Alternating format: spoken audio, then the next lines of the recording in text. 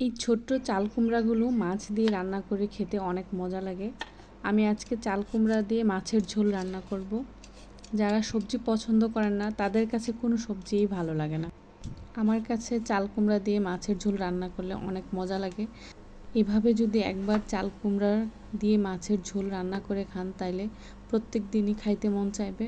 অনেক মজা হয় চাল কুমড়া এইভাবে রান্না করলে। চাল কুমড়া কিন্তু গরমের একটা সবজি। আমার বাসায় সবাই খায়, ছোট বড়। অনেকেই আছে এই ছোট কচি চাল কুমড়াগুলো পছন্দ করে না, এটা যখন পেকে যায় তখন পছন্দ করে খাইতে। চাল কুমড়া রান্না করার জন্য আমি একটা মশলা বানিয়ে নিব। প্রথমে কতগুলো পেঁয়াজ কুচি, রসুন কুচি আর 4-5টা কাঁচামরিচ দিয়ে দিব।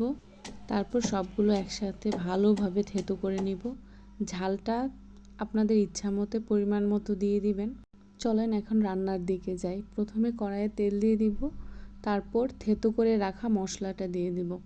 মশলাটাকে ভালোভাবে ভেজে নিতে হবে অনেকক্ষণ, না হয় মশলার কাঁচা গন্ধটা থেকে যাবে। এখন আমি 1 চামচ হলুদের গুঁড়ো আর আধা চামচ জিরের গুঁড়ো দিয়ে দিলাম। আর মরিচ তো দিব না, কারণ কাঁচা মরিচ দিয়েছি। এখন এগুলোকে ভালোভাবে কষিয়ে নিব। মশলা যত কষানো হয় রান্নাও কিন্তু তত মজা হয়। মশলা কষানোর উপরে রান্নার মজা ডিপেন্ড করে। এখন আমি চাল কুমড়োগুলো দিয়ে দিলাম, দিয়ে এগুলোকেও ভালোভাবে কষিয়ে নিব।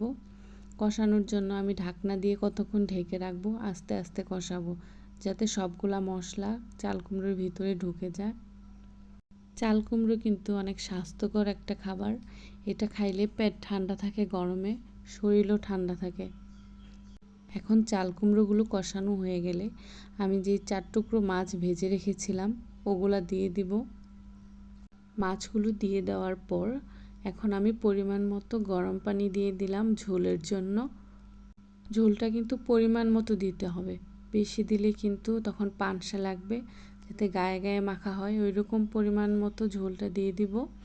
ঝোল দিয়ে এখন ঢাকনা দিয়ে ঢেকে অনেকক্ষণ রান্না করব, যেন কুমড়াটা সিদ্ধ হয়ে যায়। আমরা বাঙালিরা কিন্তু যে কোনো সবজি অনেক সিদ্ধ করে খাই। এত সিদ্ধ করলে সবজির পুষ্টিগুণ নষ্ট হয়ে যায়, কিন্তু আমাদের মুখের টেস্টটাই এইরকম যে বেশি সিদ্ধ না করলে খাইতেও মজা লাগে না। এখন নামানোর আগে আমি কাঁচামরিচ আর ধনেপাতা দিয়ে দিলাম। কাঁচামরিচ আর ধনেপাতা দিয়ে আবার কিছুক্ষণ একটু ঢেকে রাখবো, যাতে কাঁচামরিচগুলো সিদ্ধ হয়ে যায় আর ফ্লেভারটা তরকারিতে মিশে যায়। এখন সার্ভ করার পালা। আমি এখন গরম গরম ভাতের সাথে নিয়ে নিব।